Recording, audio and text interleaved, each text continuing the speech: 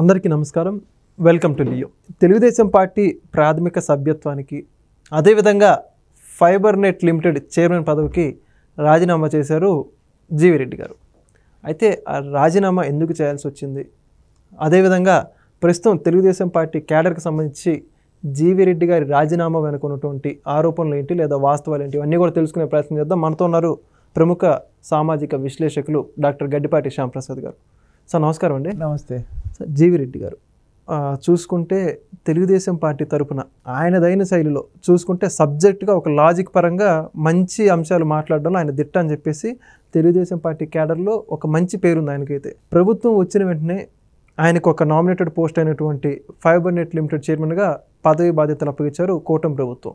అయితే అసలు ఈయన ఈ విధంగా చేస్తారని ఎవరు కూడా ఊహించలేదు. మొత్తానికి ఈయన రాజీనామా అనుకున్నటువంటి అంశాల గురించి కానీ ఈయన రాజీనామా చేయడం కరెక్టే అంటారా? దాని గురించి మీ అభిప్రాయం ఏంటి? జీవీ రెడ్డి గారి ఇష్యూ గత 2 రోజుల నుంచి అన్ని టీవీ ఛానల్స్లోనూ అన్ని యూట్యూబ్ ఛానల్స్లోనూ అదే ఇష్యూ. యూట్యూబ్ ఓపెన్ చేస్తే జీవీ రెడ్డి ఇష్యూనే నడుస్తుందన్నమాట. ఏంటి ఇది? మోస్ట్ అన్ఫార్చునేట్, చాలా దురదృష్టకరమైన సన్నివేశం. యువకుడు, మంచి తెలివిగలవాడు, చక్కగా విషయాన్ని ముక్కుసూటిగా చెప్పగలిగే వక్త. అన్ని టీవీ ఛానల్స్లో లాస్ట్ 4 years తెలుగుదేశం పార్టీ తరఫున గవర్నమెంట్ మీద పోరాటం జరిపిన ఒక మంచి యువకుడు. అలాంటి యువకుడిని చంద్రబాబు గారే గుర్తించి చక్కటి యువకుడు, చక్కగా మాట్లాడుతున్నావు, నువ్వు ఒక ఇష్యూని కానీ ఏదైనా సమస్యని చక్కగా ప్రొజెక్ట్ చేయగలవు, ప్రజల్లోకి అవగాహన చేయగలవు అనే ధైర్యంతోనే అతనికి నామినేటెడ్గా మంచి పోస్ట్ ఇచ్చారు ఫైబర్ నెట్. అతని యువకుడు ఉత్సాహవంతుడు, బాగా చెయ్యాలనే తపన ఉందన్నమాట అతనికి. ఏంటంటే సబ్జెక్ట్ వచ్చు. అప్పటికే ఫైబర్ నెట్ని నాశనం చేసింది గత గవర్నమెంట్. ఫైబర్ నెట్ అనేది మానస పుత్రికి చంద్రబాబు నాయుడు గారికి. పేద ప్రజలకి 150 రూపీస్ 170 రూపీస్కి టీవీ, ఇంటర్నెట్, ఫోను అన్నీ ఇస్తున్నారు అనమాట. అలాంటి ఫెసిలిటీ ఉన్న అది ఫైబర్ నెట్. దాంట్లో గత గవర్నమెంట్ సర్వనాశనం చేసింది ఫైబర్ నెట్ని. 10 లక్షల కనెక్షన్స్ వల్ల 5 లక్షలు తీసుకొచ్చారు. ఎన్నో స్కాములు చేశారు. చెప్పుకుంటా పోతే అది 2-3 గంటలు పట్టుద్ది ఫైబర్ నెట్లో జరిగిన అన్యాయాలన్నీ. ఏది గత గవర్నమెంట్లో. అది మంచి సూటబుల్ చైర్మన్ పోస్ట్ అని మన జీవీ రెడ్డి గారికి చంద్రబాబు నాయుడు గారు, ఇది కుర్రాడు, మంచి విద్యావంతుడు, అన్ని రకాలుగా తెలిసిన వ్యక్తి అని అతన్ని నామినేట్ చేశారు. అతను చాలా అందరూ కూడా అప్రిషియేట్ చేశారు. అందరూ ప్రతి ఒక్కరికి కూటమిలో ఉన్న అన్ని పార్టీల సభ్యులకు కానీ ప్రజలకు కానీ అతని మీద చాలా అభిమానం ఉంది. అతను కూడా చక్కగా చేసుకుంటూ వస్తున్నాడు, ఒక స్ట్రీమ్ లైన్ చేస్తున్నాడు. అసలు ఏం జరిగింది ఫైబర్ నెట్లో, ఎందుకు ఇలా నష్టాలు పాలవుతుంది, ఎందుకు అప్పు తీసుకుని కూడా నడుపుతున్నారు ఫైబర్ నెట్. ఎంత అప్పు నాకు తెలియదు, దగ్గర 20 కోట్ల దాకా ఉన్నట్టుంది. అప్పు తీసుకుని ఫైబర్ నెట్ నడుపుతున్నారు. అదీగాక ఎండి చైర్మన్ ఏమో జీవీ రెడ్డి గారు, కొత్తమాస్ దినేష్ కుమారు వైఎస్ఆర్ పార్టీలో ఒక మాజీ మంత్రికి ఇతను రిలేటివ్ అని తెలుస్తుంది. అది కూడా ఒక విషయం. కానీ చంద్రబాబు గారే ఇతను వేశారు. ఇది ఒక్కటే కాదు, ఇంకా 2-3 పోస్టులు ఉన్నాయి. మన ఇది చేశారు కదా డ్రోన్స్ కూడా అతని ఆధ్వర్యంలోనే జరిగినాయి అనమాట. అతని కుర్రాడు, ఓన్లీ రీసెంట్గా ఒక జస్ట్ 10 years బ్యాకే అతను ఐఏఎస్ ఇది ఎంటర్ అయిందనమాట.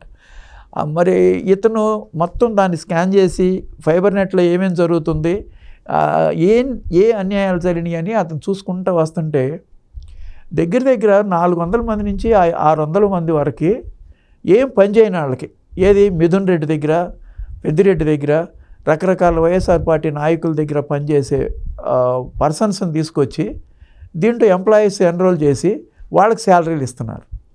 అవన్నీ ఇతను ఆధ్వర్యంలో అతను చెక్ చేసుకుని 400 మందిని టెర్మినేట్ చేయాల్సిందిగా ఎండి గారిని కోరారు. ఆ 400 మందికి కూడా అపాయింట్మెంట్ ఆర్డర్స్ కూడా లేవు. అఫీషియల్గా ఎక్కడ వాళ్ళకి ఎంప్లాయీస్ అని లేదు, కానీ ఎన్రోల్మెంట్లో వాళ్ళకి శాలరీస్ వెళ్తున్నాయి. మనకి చాలా నష్టం వస్తుంది. ఇది 400 మందిని మనం తీసేయాలని ఎండీకి చెప్పారు. అది చెప్పి ఒక 3 months అయినట్టుంది.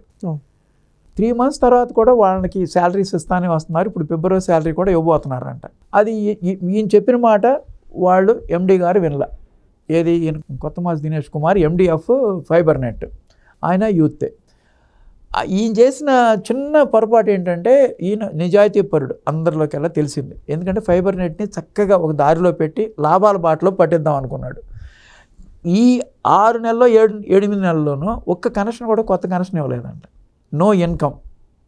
మరి ఈ ఖర్చులన్నీ ఎవరు పెట్టుకుంటారు, అప్పులు ఎవరు తీరుస్తారు అని ఆయన దాన్ని ఒక స్ట్రీమ్ లైన్ చేద్దాం, నాకు చైర్మన్ పదవి బాధ్యతాయుతమైన పదవి నాకు ఇచ్చారు కాబట్టి నేను దీన్ని స్ట్రీమ్ లైన్ చేసి చక్కగా చేస్తే నాకు మంచి పేరు వస్తుంది చంద్రబాబు నాయుడు గారి దగ్గర అనుకుని ఆయన చాలా చక్కగా చేసుకుంటూ వచ్చి ఈ కింద ఎంప్లాయీస్కి చెప్తే, ఇదే ఎండీకి చెప్తే ఆయన ఇంతవరకు దాని మీద చర్య తీసుకోవాలి.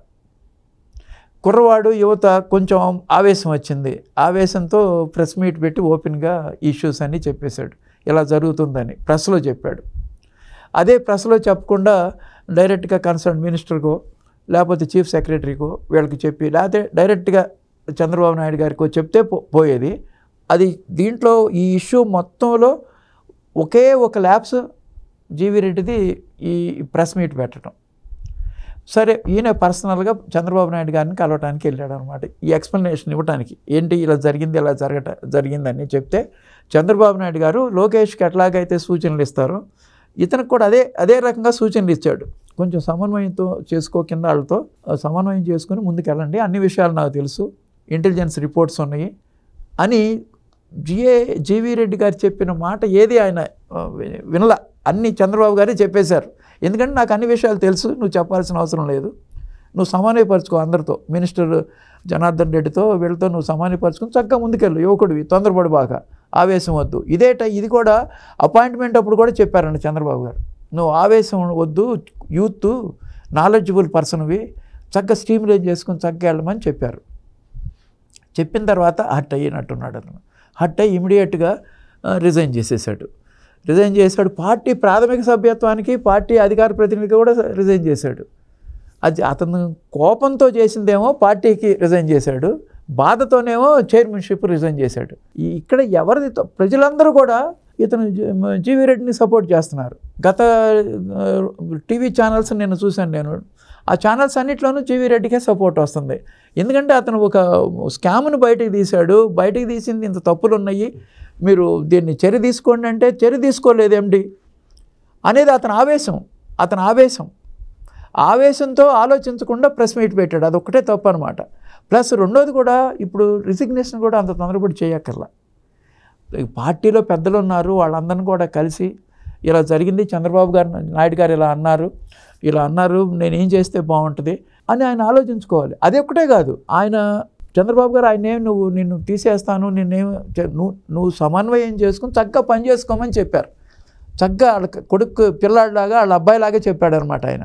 అది తను రిసీవ్ చేసుకునే విధానం తప్పింది, అతని అభిమానం ఎక్కడో దెబ్బతిందనమాట. అతను ఏం చేయాలంటే ఇప్పుడు అతను ఆఫీస్లోనే ఉండి రిజైన్ చేయకుండా దీన్ని సిస్టమేటిక్గా ఏం జరిగింది, ఇప్పటి వరకు ఏం జరిగింది అనేది మళ్ళీ చక్కగా ఒక ఫ్రేమ్ చేసి రిపోర్ట్ లాగా పెద్దలకి, కన్సర్న్ సెక్రటరీస్కి, ఆ సెక్రటరీస్ నుంచి చీఫ్ సెక్రటరీస్ దాకా, మినిస్టర్కి, వాళ్ళందరి దగ్గర ఎస్టాబ్లిష్ చేసుకుంటా ఈ 9 monthsలోనే అవ్వదు. ఈయన రాజకీయ అనుభవం లేకపోవటం వల్ల ఈయనకి నాలెడ్జ్ ఉంది, కమిట్మెంట్ ఉంది, సిన్సియారిటీ ఉంది, నిజాయితీ ఉంది. కానీ రాజకీయ అనుభవం లేకపోవటం వల్ల ఇలాంటివి కామను, రాజకీయంలో ఇలాంటి కామను. ఏంటంటే ఇప్పుడు రాజులు ఉంటారు కదా, మహారాజులకి క్షత్రియులు మహారాజులుగా ఉంటారు, రాజులకి బోల్డ్ అవమానాలు ఎదురవుతాయి కదా అని రాజు పదవి నుంచి పక్కకి వెళ్ళిపోడు. రాజు ఆ అవమానాలను ఎట్లా డీల్ చేయాలో అలా డీల్ చేసుకుంటారు. ఇప్పుడు చంద్రబాబు గారు ఆయన మంచిగా చెప్పి ఉండొచ్చు, అది రాంగ్గా రిసీవ్ చేసుకుని ఉండొచ్చు. ఎట్టి పరిస్థితుల్లో ఇతను వెరీ సిన్సియర్ ఫెలో. పార్టీకి చాలా నష్టం అతను లేకపోతే, గవర్నమెంట్కి కూడా నష్టమే. మంచి కార్యక్రమాన్ని, మంచి స్కామ్ని బయట తీసుకొచ్చాడు. వాళ్ళు అన్నెసరీగా బర్డెన్ అవుతున్నారు ఇంతమంది ఎంప్లాయీస్ అని.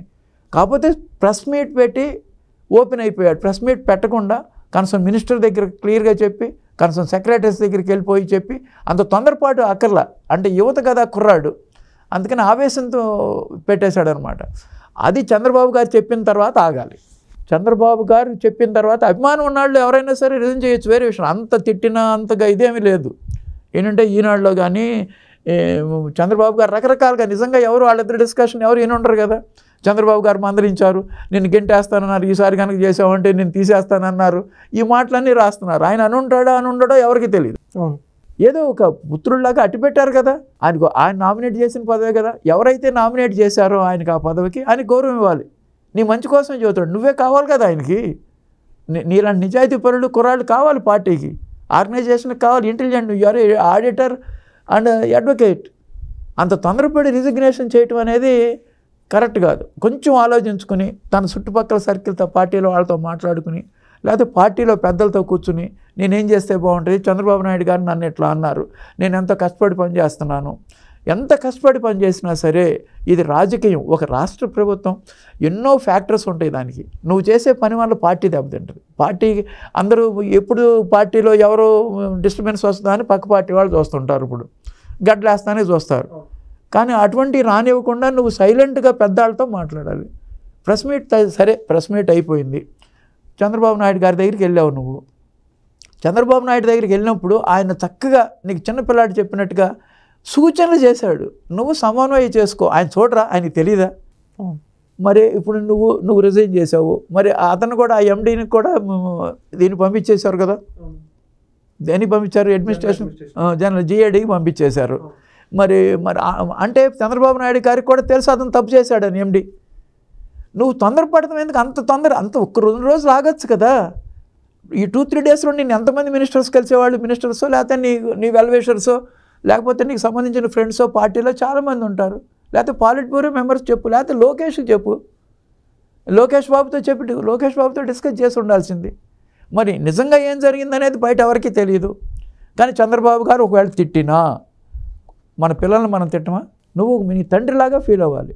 నీ బాగు కోరే తిడతాడు ఆయన. నిన్నేమి ఇన్సల్ట్ చేయడం కోసం తిడతారా చంద్రబాబు గారు? ఇవాళ ప్రజలందరూ కూడా అర్థం చేసుకోవాల్సింది ఏంటంటే, ఈ జిఏ రెడ్డి మంచి ఫ్యూచర్ ఉంది, మంచి ఫ్యూచర్ నాయకుడిగా ఎదగటం కోసం ఆయన సూచనలు ఇస్తారు. వద్దు నువ్వు బాగా చేసావంటే రోజు రెచ్చిపోయి పతాళ్ళతో ఈ బయట పబ్లిక్గా మాట్లాడేసేస్తే పార్టీ దెబ్బతింటుంది కదా. అందరూ అన్నారు ఆయన జిఏ రెడ్డిని చాలామంది అప్రిషియేట్ చేశారు పబ్లిక్.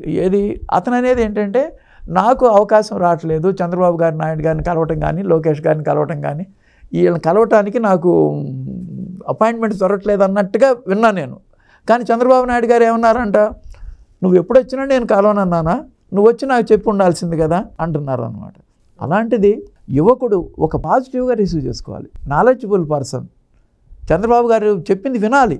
ఒకవేళ తిట్టినా, ఒకవేళ కొట్టినా, చిన్నపిల్లని మనం కొట్టమా? ఆయనకి చిన్న పిల్లాడి కింద లెక్క, తన సొంత మనిషి కింద లెక్క. అలాంటి ఎందుకు ఇచ్చుకున్నాడు చైర్మన్షిప్? లేక కొంత యాస్పిరెంట్స్ 4 మంది ఉన్నారు చైర్మన్షిప్కి. నీకే ఎందుకు ఇచ్చారు? నువ్వు చక్కటి విద్యాశాలివి, ఆడిటర్వి, కమ్యూనికేషన్ బాగుంది, చక్కగా ప్రజెంట్ చేస్తున్నావు విషయాన్ని ఇచ్చాడు. దానికి తగ్గట్టుగానే నువ్వు పనిచేసావు. ఎక్సలెంట్.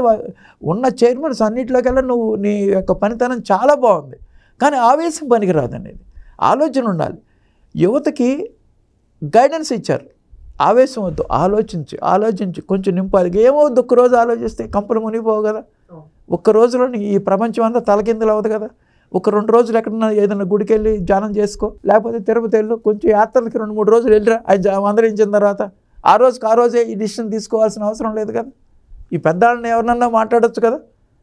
పెద్ద మంత్రులందరూ చాలామంది, మా పయ్యావుల కేశవ్ గారితో మాట్లాడచ్చు, చాలా అనుభవజ్ఞశాలి. లేకపోతే గోరంట్ల బుచ్చి చౌదరి గారు ఉన్నాడు. అలాగే పార్టీలో పెద్దవాళ్ళు చాలామంది ఉన్నారు కదా. ఆయన పాత్రుడి గారితో మాట్లాడచ్చు, తిరుపతితో మాట్లాడచ్చు, ఆయన చాలా అనుభవజ్ఞుడు ఇలాంటి విషయాలు. నువ్వు అలా సలహాలు తీసుకోకుండా సడన్గా పార్టీ మీద నువ్వు చైర్మన్షిప్ రిజైన్ చేసావు. నువ్వు పార్టీ మీద రిజైన్ చేయాల్సిన అవసరం ఏముంది? ప్రాథమిక మెంబర్షిప్, అధికార ప్రతినిధి, నీకు ఇంకా ఛాన్సెస్ ఉన్నాయి. నువ్వు అధికార ప్రతినిధిగా ఇంకా దాడి చేయొచ్చు వాళ్ళ మీద. చైర్మన్షిప్ లేకపోయినా సరే రేపు టీవీ చర్చల్లోకి వాటికి వెళ్ళచ్చు అధికార ప్రతినిధిగా వెళ్ళి, ఇలా జరుగుతుంది, నేనే ప్రత్యక్షాసం, నేనే రిజైన్ చేశా అని చెప్పొచ్చు. నువ్వు పర్సనల్ కారణాలతో రిజైన్ చేశానని తప్పెందుకు రాశా? నన్ను ఇట్లా మందలించారు అని రాయొచ్చుగా. నువ్వు అక్కడెందుకు మళ్ళీ డిప్లొమసీ? నేను పర్సనల్ కారణంతో చేయలేదు కదా. నువ్వు పర్సనల్ కారణాలతో నేను రాజకీయం నుంచి తప్పుకుంటున్నానని రాసావు రిజిగ్నేషన్ లెటర్. అది కరెక్ట్ కాదు కదా. పర్సనల్ కారణం కాదు. చంద్రబాబు గారు నీ మాట వినలేదు, చంద్రబాబు గారి మాటలు నీకు రుచించలా, అందుకని నువ్వు రిజైన్ చేసావు. అందుకని నువ్వు పెద్ద ఆయన ఎందుకు చెప్తున్నారు అనేది అర్థం చేసుకోవాలా అక్కర్లేదా? చంద్రబాబు గారు నిన్ను కొడుగ్గా భావించి చేశారు. లోకేష్కి కూడా అలాగే తిడతారంట ఏదైనా తప్పు చేస్తే. ఎవరికైనా సరే చిన్నపిల్లలు పెంచాలని చూస్తారు, కానీ ఆయనకి ఏంటి నిన్ను అవమానించాల్సిన అవసరం ఆయనకేంటి? కొంచెం మందలించి ఉంటాడు, కొంచెం. నిజంగా జరిగింది మాత్రం ఎవరికి తెలియదు, చెలవలు పొలవలుగా రాసుకుంటున్నారు అంతే.